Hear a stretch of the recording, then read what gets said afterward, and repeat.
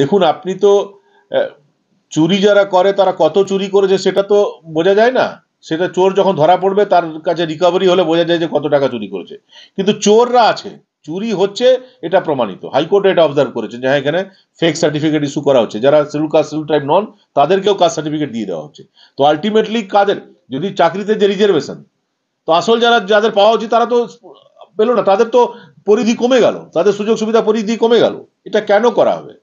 বাবা সাহেব আম্বেদকর যে আমাদের সংবিধান তৈরি করেছিলেন, সেই সংবিধানে তপশিলি জাতি উপজাতির জন্য এই যে স্পেশাল প্রভিশন রাখা হয়েছিল, এটা তো এই কারণে রাখা হয়নি যে অন্য কাস্টের লোকেরা এসে সেটা চুরি করে নেবে।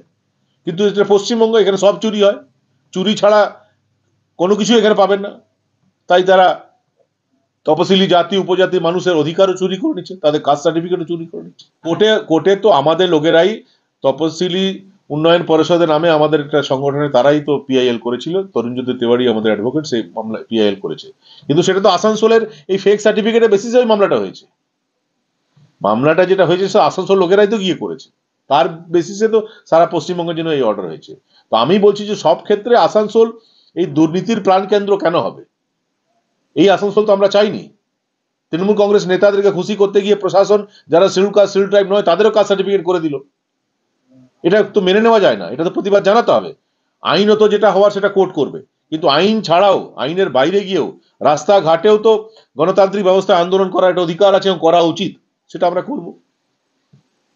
ডিজিটাল ক্লাসরুমে অডিও ভিজুয়াল পদ্ধতিতে খেলাধুলা, গল্প, কবিতা, নাচ, গানের মাধ্যমে আপনার শিশুর মনের সফল বিকাশ ঘটাতে Naihati mother's lab co education English medium school 7/B Bijoynagar, Naihati.